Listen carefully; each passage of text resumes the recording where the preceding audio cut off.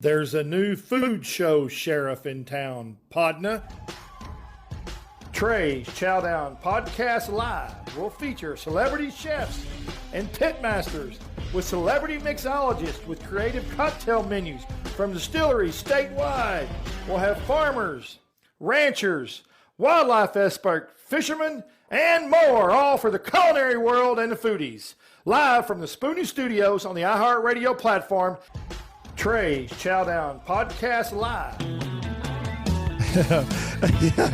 Hey everybody, here we are back for another episode of Trey's Chow Down Live, and we are here with the pastry chef from Bisous Bisous, Andrea Meyer. Hi there. Hey, it's great to be here. Thank you very much. And we're gonna do a hot topic first, and we're gonna get back into all the great stuff you brought about your history, because I love it. I love it. And I'm gonna tell everybody right now that you and Omni had the best booth at that chocolate festival. Thank you. It still impresses me. Thank you. Thanks so much. It was a much. neat deal. Yeah.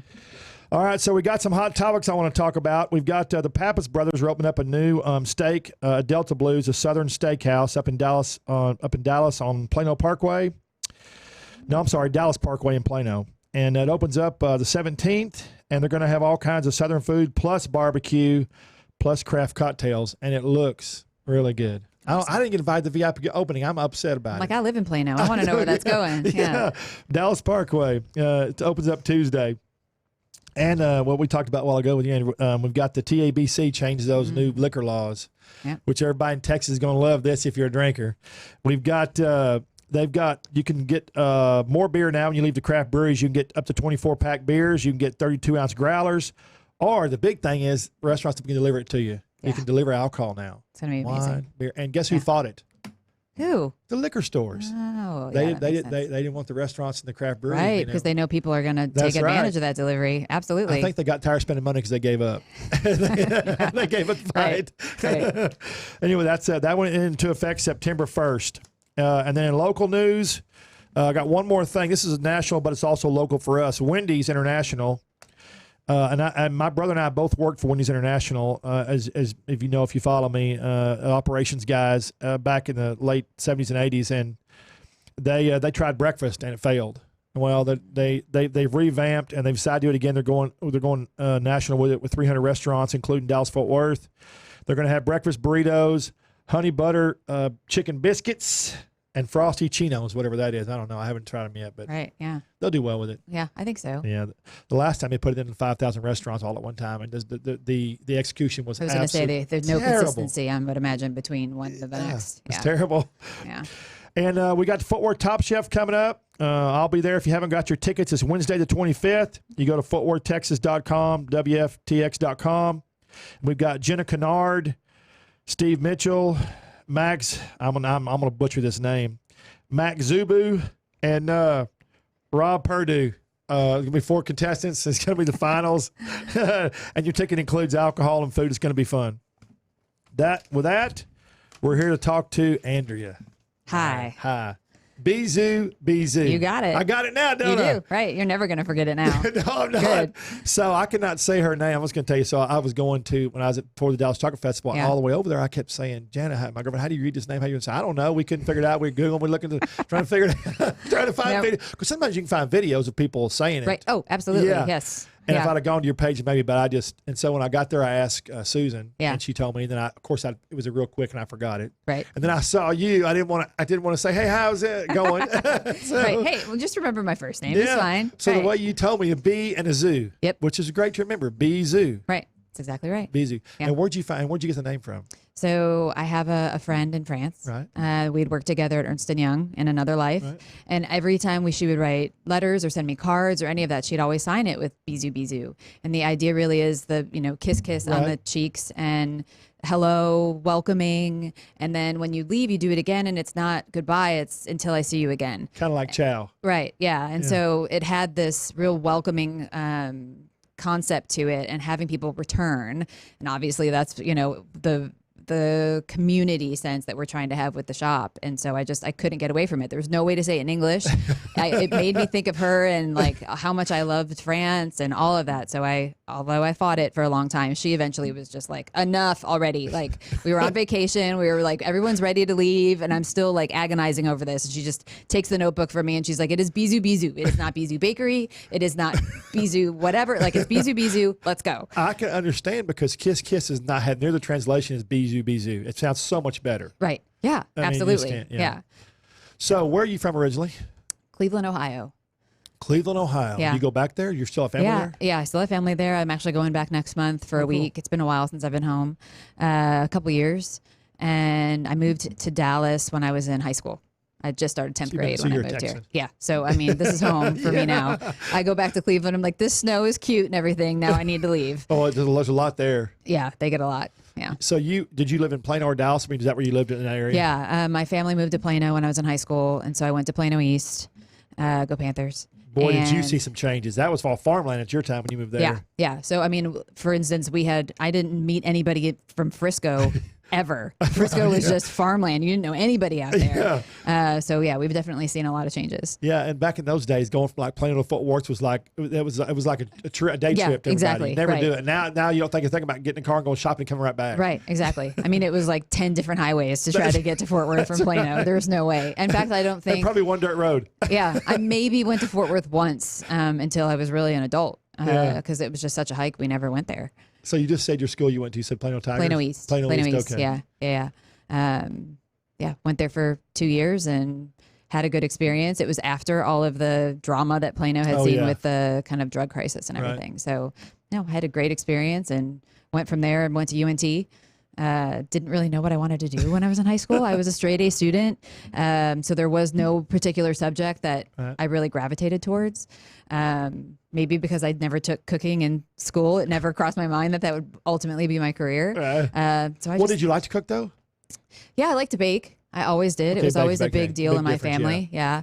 Always, making treats for celebrations and that kind of thing. And remember making cookies with my grandmother on, at Christmas time and all of that. But I never considered it as a career until I was much older. Here we go. I'm going to flip around. Sure. Why do you think it's so hard for a regular great chef that's a chef in the kitchen cooking first to translate and do pastry as well? What is that? I can speak to it from the other way around in that I don't really cook. So everybody kind of thinks that like I probably eat really well because I'm a chef and so I must cook. I don't cook. Like I live on Central Market and DoorDash takeout.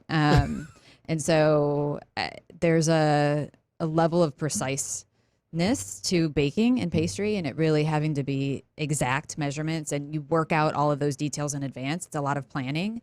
Whereas I think most chefs that do well can, they trust their instincts. They go by the flavor. They make things up as they go. And for us, we're so methodical that I think of that concept even like if you were to just throw this or that, I want to know how much that weighs. Like I need to know exactly what that is. So when I go to make it again, I can replicate it. Yeah, because all that, every little ingredient it fluctuates. Right. The presentation, how everything's going to come out, correct? Right, exactly. And so with baking, it has to be precise or you're not going to get the right chemical reactions to get the product you want. Whereas a lot of chefs can just sort of work from flavor. They have their basis, they know their mother sauces and all that, but they can add this or that and tweak it. And I want to know exactly, like, if I love it, how am I going to make it again? So, I mean, I think that it's just that level of preciseness and planning. I think you're right. And I'll tell you a real quick funny story. Do you know Grady Spears, cowboy chef, celebrity chef? Mm-hmm. Okay. Yeah. He's been a cook all his life, chef all his life. And I was asking him one day about seasoning stuff. Mm-hmm. And I'll just never forget this story. We just got to doing a TV segment and we were sitting at the bar talking, doing the show. Right. Actually, I was sitting at the bar. He was standing behind the bar. He came around to talk to me. And his back was to the doors where they come out. Right. And this guy came out carrying the 3 chicken fried steaks.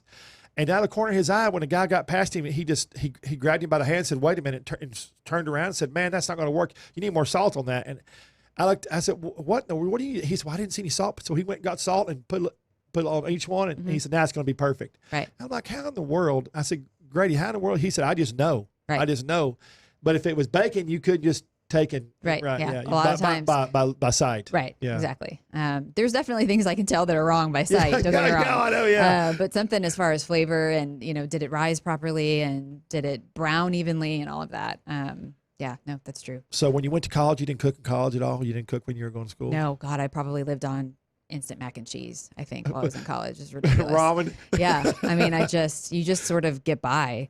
And no, I went to college for English literature. Wow. Loved all of my English courses and really dissecting things about culture and all of that. And so really loved it and stuck with it and did well.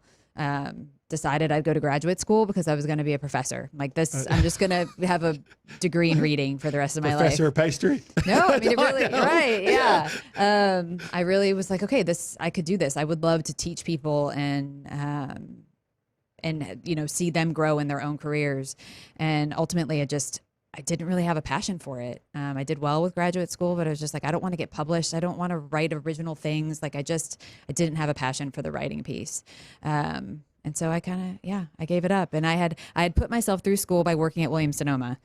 So I was a store manager for Williams-Sonoma here in Dallas. Good company. And that really, that was a lot of the baking bug, and seeing people's reactions to food and talking about recipes and really having that food piece. So that really developed it, but it still always kind of just stayed in the back of my mind.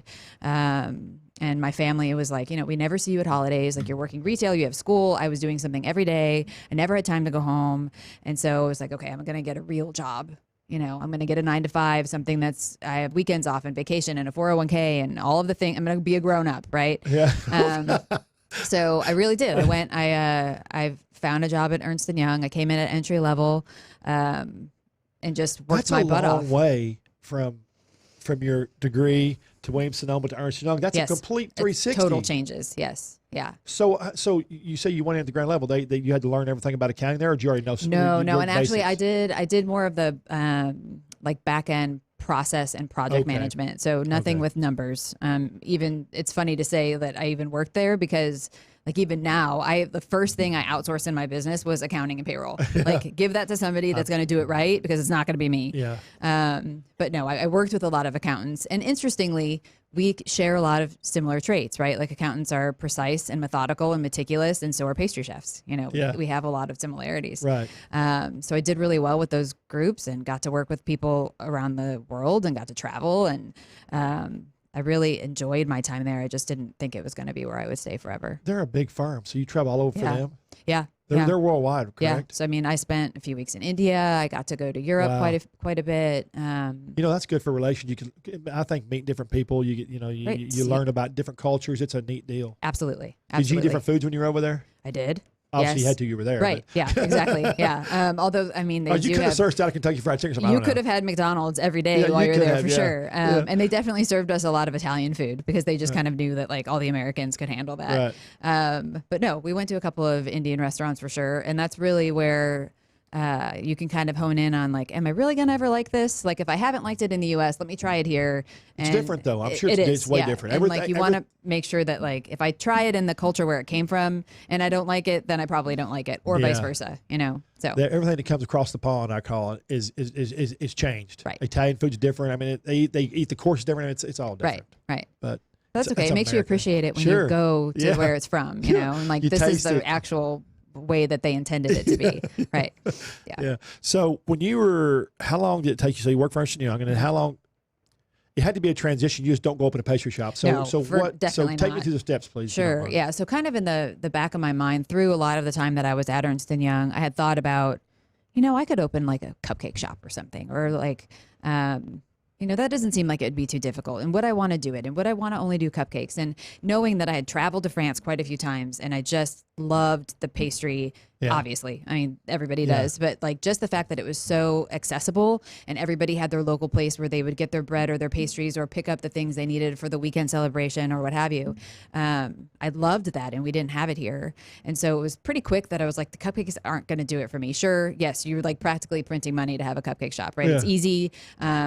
Getting the skilled labor is not difficult, all of that kind of thing. But it wasn't really where my passion was. I really was like, okay, if I'm going to do this, I'm going to do it right. I'm going to go to culinary school. I'm going to, try to mentor with other chefs or other business owners that have done this and see, what can I learn? Gradual steps. And I knew that it would be huge, right? So at that point, you're like, well, this is too big. I'm not going to worry about this right now. I'm going to, keep plugging away at my job.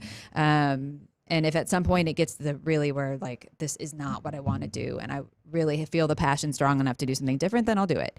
And so through that process, my husband and I had the opportunity to go live over in Paris for a few months. Oh, wow. Most of my team at Ernst & Young was in Europe. So they're like, sure, you'll be in the same time zone. That's great. Come on over. And so we just rented a place, and he worked 100% remotely so he could keep his job.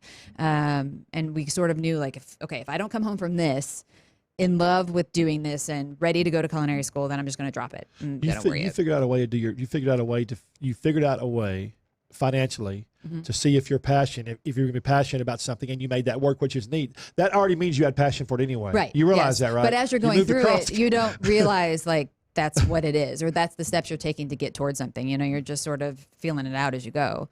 And so I had the ability to take some Le Cordon Bleu day classes. They just teach classes out of the cooking school, and loved it. Came home with all of my pastries that I made, and we did French macarons and all of that. And my husband was just like, this person is like the happiest I've seen in a really long time. And I felt that too. And we really knew like, okay, this is it. And so we got back. I took 1 semester course at El Centro, knowing that it was more of a professional culinary school. Let me see, kind of on a community college budget that's right next to my existing job, if I really want to do this before I like take the leap and leave, having, a good salary and weekends off and all that. And loved it. Weekends off. That doesn't happen anymore, does it? No, nothing off really happens anymore, right? You're always kind of on. But I loved it at El Centro, but knew that I wanted more classical French training and a more expansive curriculum than they had at the time.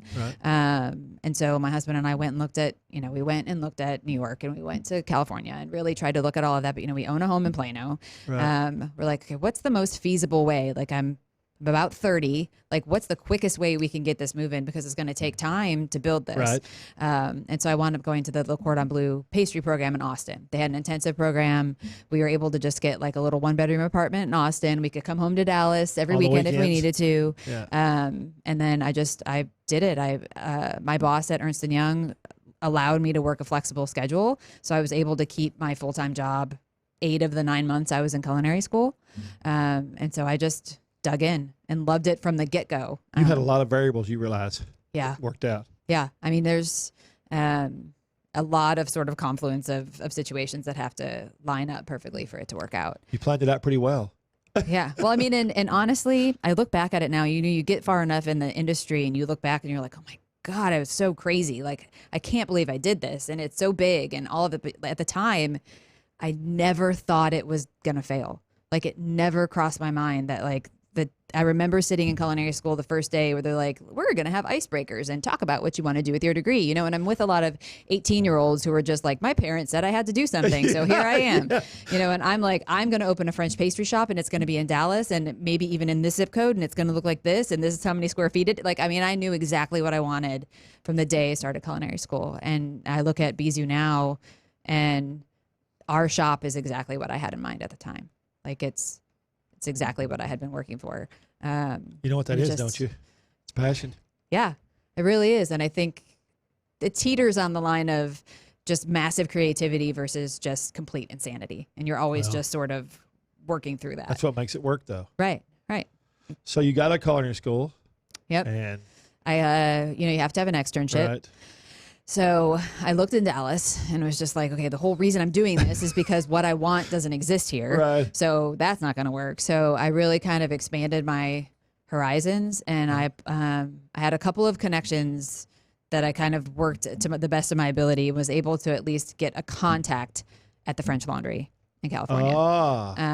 And to try to see if I could extern there or at any of the properties, right? I knew I wanted to do baking and pastry. Yeah. That's so amazing. I had eaten there once prior to culinary school, and knew that I really wanted an environment that was going to push me past my limits, and let's do it as quickly as possible. Hang on, stop right there real quick. Tell people who are listening that don't know what the French Laundry is. Sure. Tell them a little bit about the French Laundry real quick, so they understand the gratitude. What this is. Absolutely. They've been, I can't even imagine how many years in a row now they've been like the best restaurant in the country. It's run by obviously the Thomas Keller restaurant group. So Thomas Keller is a very famous chef in the U.S. and has recognition all over the world. Is a mentor to a ton of chefs and a lot of people coming up through the industry. And so he has the French Laundry, which was really the crown jewel, the first real restaurant for the restaurant group that took off. But in the little town of Yountville, California, he also has Bouchon Bistro, the Bouchon Bakery, which was really started to supply bread to all of his locations because he had pretty smart. Yeah, because he had very high specifications on what he wanted. And then there's Ad Hoc as well. So right kind of down the same street in Yountville, California, he has all these properties. Isn't it phenomenal he's been able to keep that reign going for so long with all and keep the consistency going? Right, and the consistency is fantastic. It's amazing. And knowing that he had that reputation going into looking for the externship, like, of course, that made sense to me. Right. But now on the other end of it and running my own business, like, I see how important that was, that critical level of detail. There's nothing more important than consistency right now. Absolutely. And everyone that wants, like, when are you going to open 5 more stores? And, if you get more locations and all of that, I'm like, I'm never going to do that until I know that the product that I sell between one and the next is exactly the same. And I'm not going to do it until I know we're there. And, it's coming. We're definitely like on that path. And it helps to have a crew that I do that has been with me for so long. We've got people that have been with us like 4 or 5 years. So they have seen the progression of the business and they know my standards and they're able to execute consistently. We tried, in the restaurant business, my dad tried umpteen different things, not a million, but thousands of things in the 50 years we had our restaurants. He would try to implement new things, Yeah. And if it didn't go, here's what happens. If a chef if you've got a bunch of restaurants and a corporate chef or just a chef makes a recipe for you. Right. And you put it out to 50 people that work in the kitchen, 50 different restaurants, and there's 3 people that work in there with that guy. Mm-hmm. Invariably, everyone you go on is going to have different flavor because they're going to try to put their own spin on it. Yep. And that's not what they're supposed to do, but that's what they do because they think they know better than what the head chef knew that made the product. So we wound up scrapping lots of programs because of that. So consistency is it's a very important deal. It is. I mean, and even something where, we have customers that might request a particular pastry to be added to our menu. Of course. I want to do all of that. Of course. I want to have accessibility to every single French pastry from around the whole country. Hold on right there. But you can't... You can't replicate it. And so even if I were to make it for that one customer, yes, I might make it exactly the way that it's made and consult like even my class textbooks to make sure that we hit something right. That doesn't mean that I can teach my staff to do it, that they'll have a passion for making it right, that I know what it's going to cost us to make on a consistent basis, and have it done consistently all the time. So that's why I'm pretty methodical about the stuff that we'll add to the menu. I can tell you're methodical just from your history. Yeah. So you went to, how long did you stay at the French, how long did you stay out there in California? So the French Laundry is actually an interesting story in and of itself. I want to hear this. So my husband and I, we were like, hey, we're going to do this. We pack up our 2 cars with our 2 dogs. Whatever we can fit in the cars, that's what's going with us to California. Did you keep the house in Plano or you had yes, okay. House in Plano stays. I had a friend of mine needed a place at the time. We needed somebody to watch it, so that worked out really well. She lived in our house while we were gone, and we packed up the cars. We're like, we'll just buy all of our furniture at IKEA. We had 2 apartments on hold. We were just going to pick one when we got there. We didn't even make it out of the Texas state line. And I got an email on my BlackBerry, scrolling through my little bowl, my little ball on there, that the French Laundry had terminated its externship program. Oh, and they tell you in school, like, you should have a backup. Your restaurant could burn to the ground. Like, there's no excuses. You're going to have to do it. I didn't have a backup. I was going to the French Laundry. Like, nothing's going to happen to it.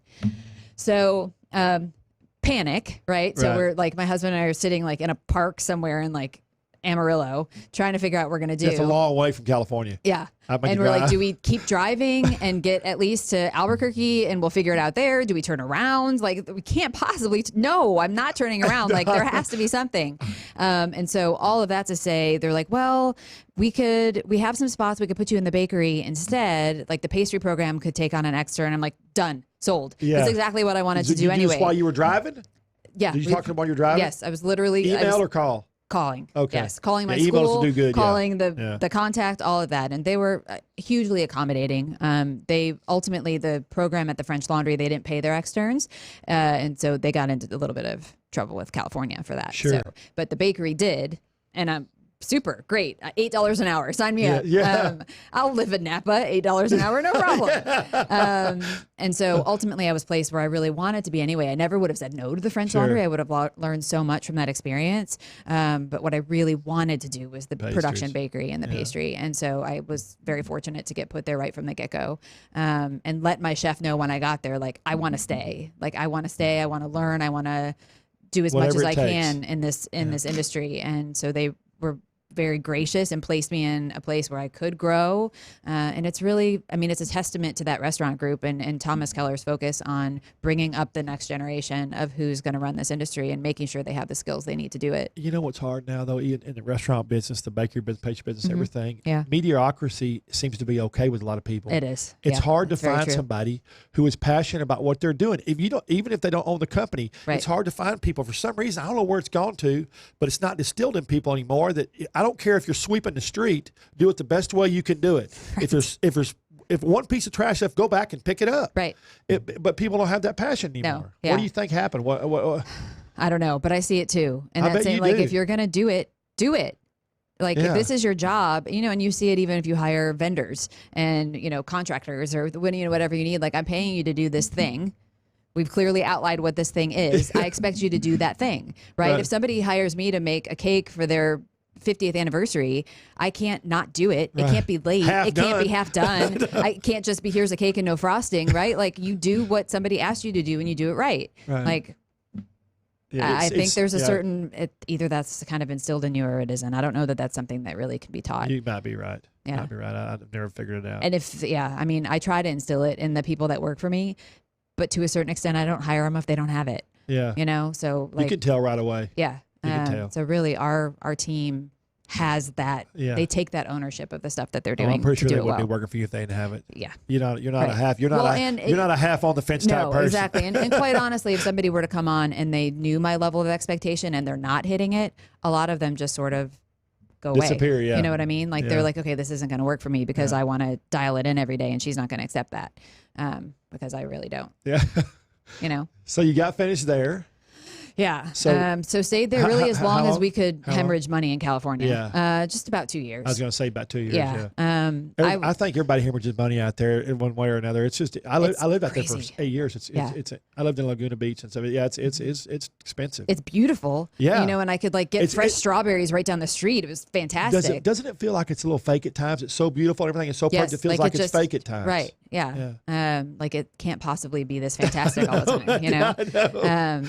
And it is still stunning. I just actually went back for a visit a couple weeks ago, and it'd been a while since I'd been back. And it's always beautiful. It's just beautiful. And I'm like, oh my gosh, there's grapes on the vine. And my husband is like, we lived here for surely you've seen the grapes on the vine. I'm like, I don't remember. Like, it all looks new. It's colorful. Yes. There's so many colors there. Everything is colorful. And everything's starting to change colors, and it's just beautiful. But we had to say goodbye to the really fantastic weather and the really fantastic food and come back home, because the idea wasn't to open this thing in California. They have it. I was trying to open it in Dallas. But plus, you want to be in Texas. That's where all action is anyway now. And this is home. You saw what we want. You saw what we know. You see it, but right? I mean, still, this was, you figured this was 2012. Yeah, it was a long time ago. And you're just like, please, can the French macaroon craze hold out long enough for me to build this business, find a location, build it out, get open, all of the steps that you have to take. And I was incredibly fortunate that it did. That's awesome. Yeah. So you came back. Did initially look for some place to work in Dallas, kind of pursued, am I going to go hotel? Because that at least was going to be a higher end pastry. Yeah. That probably would have been the only option, but I was on the fence about it, not having done hotel before. And really keep in mind, I went to school in Austin and I worked in California. And so all of sort of my mentors and people in the industry that I knew weren't local to Dallas. So I didn't really know anybody in this community. So as I'm sort of working through all of that, I have friends who know that I'm back. And so they're like, hey, I have this party. Hey, I have this baby shower. Hey, can you make French macaroons? Hey. To the point where you're like, I don't even know what to charge for any of this stuff, My name's not, hey, it's Bisous Bisous. Right. No.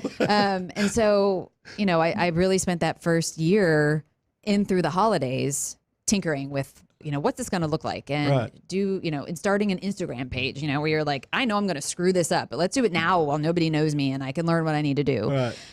You probably didn't screw it up though. I just didn't post anything until I was ready to make it right, and so that's another thing. You can't post anything nowadays you don't want anybody to see, because if you post it even for 5 minutes, right, somebody's going to screenshot it or something. That's right, for sure. It's got to be right. Yeah. And so really just spent that first year, it sort of organically took off on its own. I'm like, okay, so by that holiday season, we created the official business the next January 1st or whatever, and spent that first year really going through every recipe and determining what was going to be on the standard menu for this business and what kind of tarts were we going to make and how are we going to do croissants and all of that, and really working through all the recipes at home. So that was a lot. In the meantime, having orders here and there, people trying to do things, and working with Small Business Development Center to figure out all the things I don't know, and how do I hire a person, and how many taxes am I going to pay? All the sort of really boring business owner stuff, which is a drag. It is when you want to just be like, I just want to make ice cream today. That's all I want to do. And you like, just kidding. I have to do payroll. Do you do payroll? You forming out somebody payroll company? No, I have my accountant. Does I was going to say it's too important. It's difficult. It has to be right, and I don't. That's got to be that's somebody's take home pay. That's not for me to do. Hey, just I'm not beating on her. Every time she hits the table, it kind of reverberates on the microphone. It's just her because she's so precise. Yeah. She talks with her hands, just like I do. When I first started, I was really bad about it. You tell like I'm trying to keep them out of the way. Stop talking with your hands. You hit stuff. That's your personality, though. It's your passion about what you're doing. I am. I'm going to tell you, I don't let anybody sit in that chair that's not passionate about what they do. Passion is what drives everything. And if a person's not passionate, I can tell when you talk to them. Right. If they're not passionate about it, it's not. It comes across right away. Yeah, absolutely. Yeah, so that was 2013 we started the business. So 2013 to 2014 was kind of just figuring out the brand, figuring out the recipes, building up some small clientele here and there. Hang on. So let's go through the story about how you got your name, because I want you to tell everybody how you got. So Bisous Bisous, it means kiss kiss on both cheeks. So it's this sort of welcoming, and bringing people into your community, and until we see each other again. And so we're going to have this enjoyable time while we're together, and then next time, we'll do it again. And so my good friend in France, her name is Camille, she would sign all of her letters and her emails and everything with that salutation. And it always, of course, caught my attention, right? I speak English, so I'd never seen it before, and just loved that concept. And we were on vacation together while I was working through all of this branding. Who are we going to be? Trying to have an identity, because branding is important. We talked about this. It's hugely important. Right. And it's I actually one of the most important things when you start. And I fought it because I figured nobody would remember our name. They're not going to be able to pronounce it. How are they going to remember, oh, that's the place I saw at so-and-so, I want to buy their product. So fought it for a long time. And finally she just was not having it anymore. It just takes a notebook, okay, we're going, enough. We're on vacation. You have to stop this. I was obsessed. I really wanted to make it right and get it right from the get-go. You know what that was? Passion. Yeah, for sure. You look back on it now and I'm like, oh, we relate to whatever. But no, it was it took that experience for me to make the decision, okay, even if this creates some kind of a problem, which it certainly has over the years, I don't care. You got sued for it.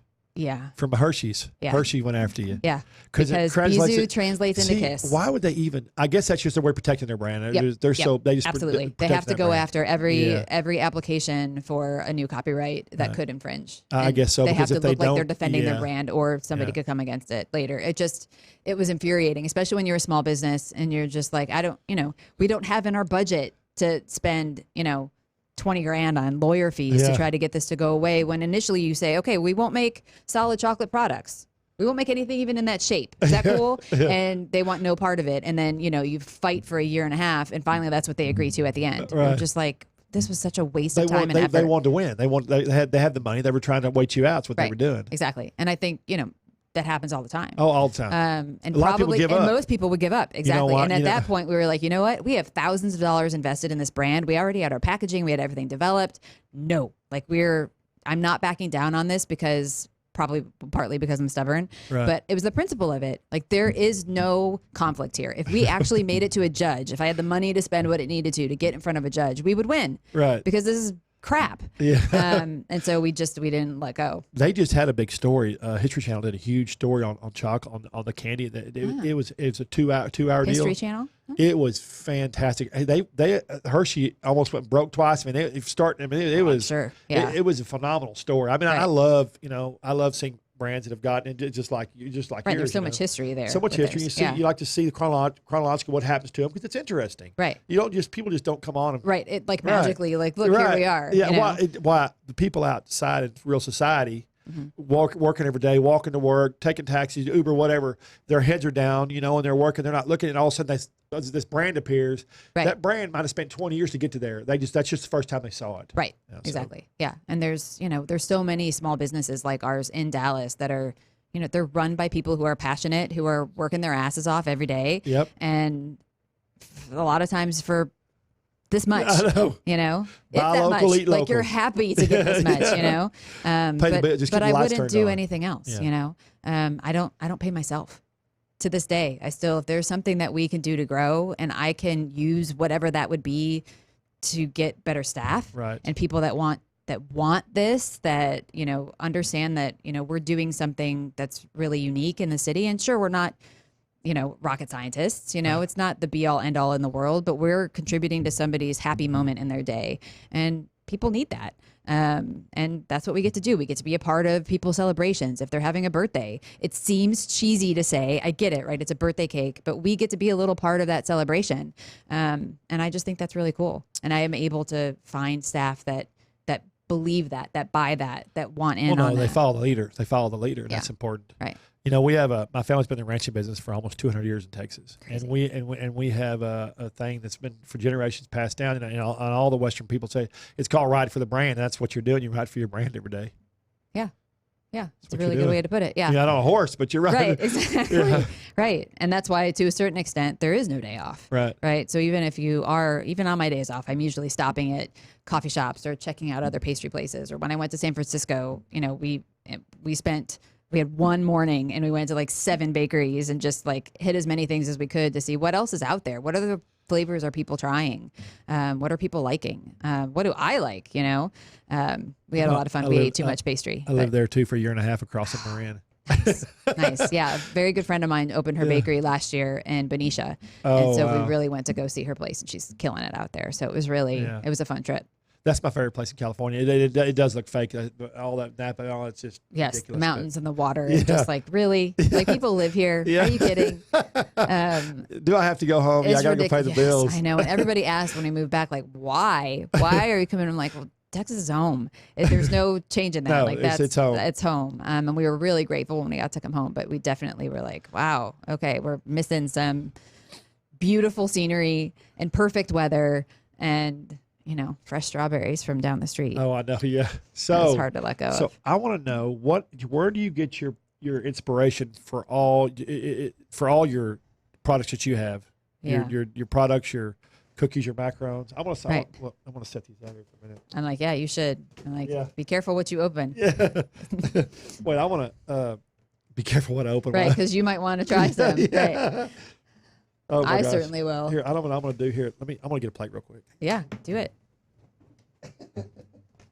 I'm like, I hope there's one close by. Okay, good. Yeah, you've got, let's see, you've got some of our signature cruffins in there. So we do a croissant muffin hybrid, which is really initially just something that we did to utilize the extra trim pieces of croissant, right? They were still buttery and delicious, but they would never be a croissant. Right. And so we tinkered with that for a while, and here we go. We've got sweet and savory options of cruffins.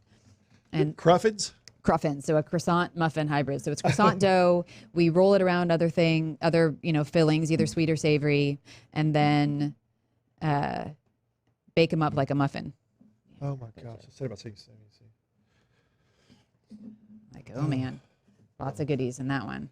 Oh, yeah. Yeah, so we've got, looks like we've got ham and cheese. So we do a ham and smoked Gouda version. So that's one of the savory options that we have. We do raspberry cream cheese. That one's been on our menu since the beginning. Yeah, it's cream cheese frosting, man. You've got to have a vehicle for that all the time. Yeah. It's so good. Everybody loves that, right? Yeah, a little bit of vanilla bean in there, Yeah. a little salt. We've got cream cheese Danish. You have to have a Danish. This Everybody thing loves looks that. beautiful. Yeah. We do a version of that with some fruit in there as well. Okay, so how long does it take to make this? What's the process? If you had to put a time on this, because you probably do other things, you'll just make this. So what is the time? What does it take to make something that's beautiful? And look at this flake. Look at that. Right. Yeah. And it'll shatter everywhere when you go to bite into it, which I love the shatter. It's a lot. The croissant process really runs our whole calendar, our whole schedule. So the dough starts the night before, and then it gets mixed the following morning. And then it's got to rise, it gets punched down, it's got to chill, then it gets sheeted. So really, it's probably a 24-hour process to get to this even in a cold form. And then it's baked after it's proofed. So a couple days. So what is just on this plate, what is your favorite thing here? The Queen Amman. You thought our name was hard to say. So this is the Queen Amman, so kind of like a Queen Amman. Queen Amman. And that same friend, when we were on that same vacation in France, it's really, if you want some comparative things, it's like a croissant and a palmier hybrid. So it's got a nice crunchy, sugary butter texture plus the croissant dough.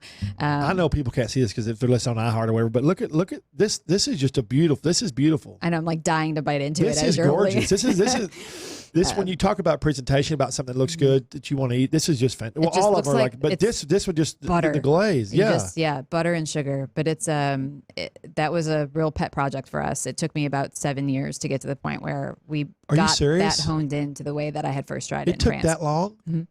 Well, because business is happening in the meantime. And like I said, I don't want anything on the menu unless I know that we can get it consistent and that it's right and that it's kind of true to that first bite that I took. Right. And that took a while, and it took help from the team. So I had multiple people on my team helping with it too. And like, okay, now we've done this run. What if we cut it just a 1/4 of an inch less? And let's try that. And what if we put a pan on top of the muffin pan? And how does that work? And we tried every little detail until we finally got it right. And it's so good. And I have to resist not eating it every day. That's got to make you feel good. What is that to know that it took so long to have something that perfect? I mean, it has to. Yeah, it's fantastic. So on this plate right here, what would a customer? What do you sell to most of the customers, or is it just variable because people like different things? It is a little variable just because we have so many different items. We probably have something in the neighborhood of 40 to 45 different baked goods at a time.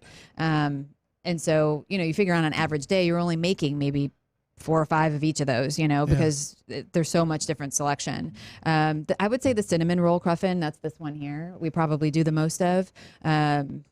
Cinnamon roll cruffin. Mm-hmm. So it's got cinnamon all through the layers. It gets baked in a muffin pan, and then we put a cinnamon glaze on top. I'm a big from restaurant business. I'm a big food cost guy, and this just makes me cringe looking at all this and talking about. It shouldn't. I know, but you have so many products and you have so many days, and so how do you control your food costs? I mean, you don't throw anything. Do you have we desperately try not to throw things away. I know you have to because of quality, right? But we don't throw it away. So even our day old pastries, right? We don't sell them, but they're perfectly edible. We donate all of that to Meals on Wheels. That's neat. And so they get all the next day pastries. And it's important not only because that's going to feed somebody and that means something to me, but. This is like Christmas. You figure that person that's rolling those croissants every day, and that might have been their whole 8-hour shift is rolling 250 croissants. There's something to it that in the back of your mind that everything is always going to be eaten. Nothing's going to get trashed. Right. Like somebody is going to be made happy by that thing that you worked on. Okay. And it's nothing more demoralizing than having to throw stuff away. Yeah. For the baker that just spent, they spend their whole livelihoods doing this, and we don't do it because we make money, because clearly it's not huge profit. Yeah. We do it because we have the passion for it. I work a lot with the food bank and, get a lot of stuff in. Right. I got to tell you, I'm looking at this deal right here. This looks nice, but this deal right here, what in the world is this thing? This guy. What? Yeah. So that is, that's taken some definite research and development from the team. That's a bicolor croissant. So we have it where it's actually laminated in, part of the dough is purple. And so it's a laminated croissant. It is filled with a house-made caramelized onion, bacon, and fig jam. It has a mascarpone frosting on top with crumbled bacon and fresh figs. This is just absolutely. The other thing is beautiful. This is insane. Right. It's ridiculous. It really is. And we always have a seasonal one like that on our menu, but as long as figs are still fresh, we'll keep running that guy. So when I opened the box up, it looked like a picture. It looked like it had been painted on the box. That's how beautiful it is. Yeah. Do all of them look perfect? Yes. Those I'm sure they are with you. I'm sure they are with you. Mm-hmm. And really, if something didn't, it doesn't go out. The staff knows what's right and what's not. So what is this beautiful flaky thing That here? is our classic pain au chocolat. So that's a chocolate croissant. We use, I know, Look I'm at telling that. you, there's so much shatter about to happen. But that's good though. Yeah, absolutely. We use a dark chocolate, so a Valrhona dark chocolate in our pain au chocolat. So the flavor is really nice. Oh my gosh. Okay, so what is this? That is puff pastry. So we make our own puff pastry in house as well, and that's a spinach and feta turnover. And how many layers is this? About? I mean, it's puff, so it's really like 1,000 layers of all the different folds. I watch. When I work on my computer, I TiVo or tape whatever a lot of the baking shows and chef shows. I don't watch them all. I just listen to them. And if something I'll spin around, I watch a lot of baking shows, and sometimes I watch them where they have to keep layering this stuff, and it's phenomenal to me. Right. It's crazy. It's delicious. That's what it is. I'll tell you, it's delicious. Right. This looks unbelievable. So what is this? We definitely use a lot of butter. That is a vanilla bean scone. So there's actually another kind of story with my obsession with vanilla. So you're familiar with the industry, so you know that vanilla is sky high now. Right. It's easily 4 times the cost of what it was when we started the business. But my husband and I, we did our last stitch sort of vacation before we really let the business sort of take over was for our 10th wedding anniversary. We went to French Polynesia. And so had our vacation there. But while we were there, we were able to go tour a Tahitian vanilla farm. A Tahitian vanilla farm. Yeah. So that's phenomenal. So you go to the island, you get off the boat, and it just like you can smell the vanilla from the water. Like it's so strong. And Still so we smells went good, to the though, farm, and they show you kind of how they have to hand pollinate the plants, and all the workers and where they dry them, and how they have to be just the perfect shape to be sold as a bean, and what they do with all the excess and all of that. And so we tried obviously all the vanilla we were there, and they make a vanilla powder where they really pulverize all of the dried out seed pods. And I tried it, and they had little, 50-gram jars or whatever. And I was like, damn, that is really good. Like this has to go in our French macaron. And the guy that was working there, I was buying the little jar and told him that I was a chef and we were working at starting a business. Like that? Was it expensive? I don't remember at the time. Yes, it's expensive. And he was like, you know what? You're going to want more of this. And so he like vacuum sealed probably about 500 grams of it for me. And they gave me his card and was like, you'll be calling. And sure enough, that same vanilla powder goes in that scone and in our French macaron because it's just bite. It's amazing. Just perfect. It pops, doesn't it? And it is insanely expensive now.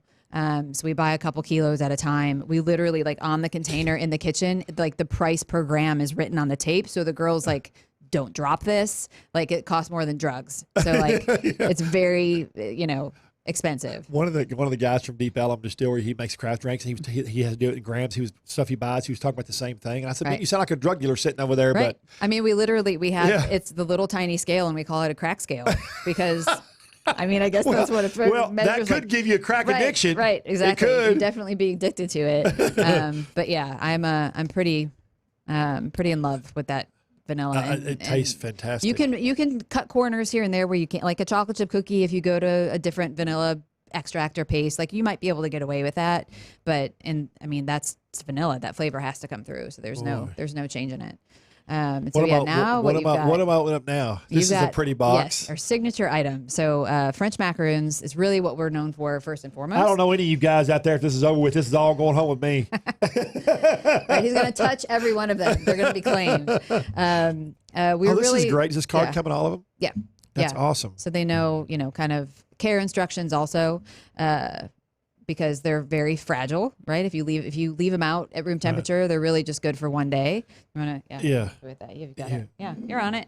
I got it. Okay, so let me ask you a question. So how come when I see some macaroons, they're a little flat, or they don't? Are they old, or were they prepared wrong? They're prepared wrong. Okay. Yeah.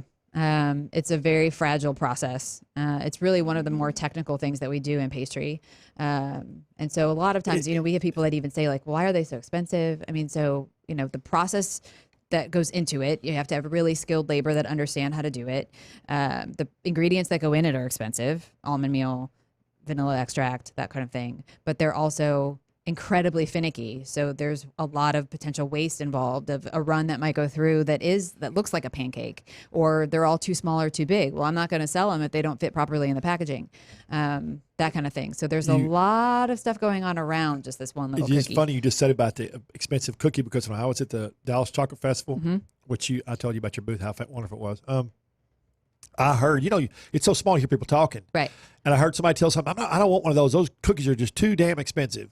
They don't realize what goes on, Right. goes on What behind goes the scenes. into it, Because this, if you look at it, it looks incredibly simplistic, doesn't it? But it's not. Right. And that's part of, even the first bite I ever had of one in France, I didn't expect it to be all that it was. Like, you take that bite and you're just like, wait a second, what is this? You got to go back and like, wait. I need more of this. I need like 6 of the same flavor because I can't stand. That's just stupid delicious. Right. That's just ridiculous. You just had the passion fruit one. So good. And right now we've got a seasonal one. This fun one that's kind of a tie-dye color we're doing is it's definitely not a traditional flavor, but in anticipation of the state fair coming, we did a cotton candy flavor. Where's that? That's this one here. That one here?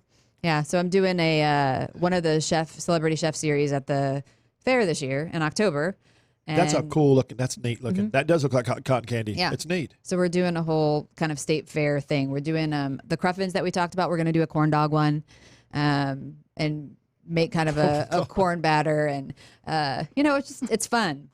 We do a lot of seasonal stuff that's just like a different kind of flavor. We have all of our basics, and we have a lot of really French expatriates that live in Dallas that expect kind of your hazelnuts and your pistachios.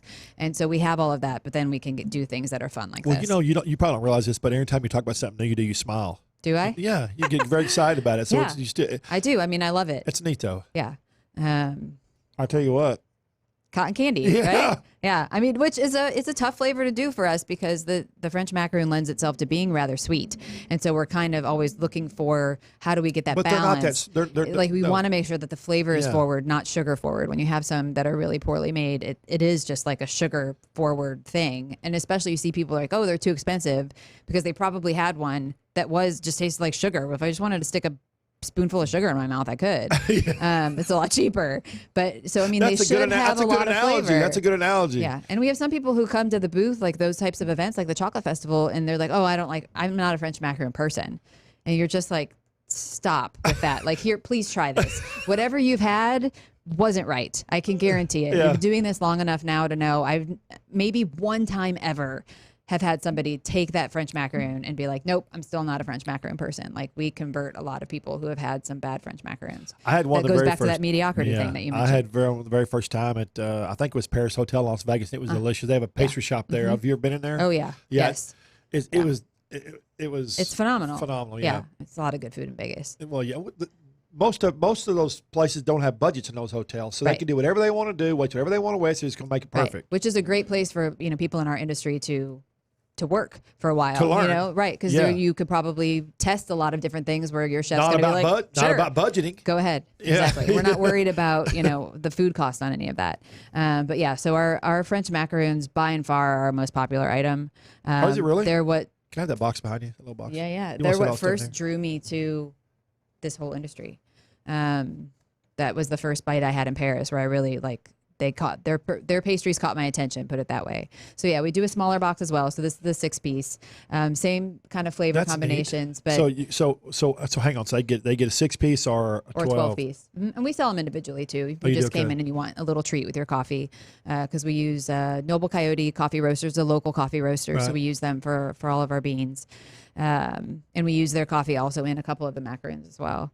But they lend themselves so well to lots of good flavors. What else do we got over here? We've got some classic shortbread. You just can't go wrong. Vanilla bean shortbread. We have that in the shop every day. And then this is dangerous. Oh, my gosh. It is fleur de sel caramel peanut popcorn. Fleur de sel caramel peanut popcorn. You just need to stay out of here, Sean. You need to go home. Mm-hmm. It's gonna be. It'll be a problem. I'm telling you. We joke that this has to be one serving, right? That's one serving. Because I mean, I literally just sometimes oh, did it expire? Okay, well, I'll just take it. And I eat it in the car on the way home. I'll eat this whole. It's ridiculous. It's so good. Okay. But we do a lot of packaged products like that too. I want you to tell everybody where to get a hold of you. Sure. Where is your location? Our location, Bisous Bisous, is it's at 3700 McKinney Avenue in Uptown. So we're at West Village. We're right next to the Mini Lux in kind of the newer section, the 3700M section of West Village. We don't. You don't? Right now. Okay. Yeah. Okay. We've tried it. We've definitely played that game. And when you're talking about consistency and Terrible. the product being correct, Yeah. it's Gets not. her smashed up. Yeah. And I can't do it. Yeah. I can't put my name on something that's going to be stale when the customer pays what they pay to get it, you know? So maybe someday, but not now. And so that's our shop. Website, Bisous-bisous.com. bisous.com or something? Bisous-bisous.com. Bisous-bisous.com. Yep. And we're open 7 to 7 Monday through Saturday, 9 to 5 on Sundays. We're there every morning to kind of get you your morning going. And we've got a lot of regulars that live in the building. We've got residential above us, so we get to see a lot of the same faces every day, which is really nice. But so yeah, the shop's been there almost 5 years. We'll be 5 years in February, so we're definitely going to do a big celebration for that. Do you park your Bisous wrapped Bentley outside in front? Nice, right? Don't I wish? I'm messing with you. Someday we'll have that. Right now, it's just a wrapped little Nissan. That's okay. But yeah, and we have a little food truck also. So we have our food truck is named Rendezvous. It's coffee, espresso, French macaroons, ice cream.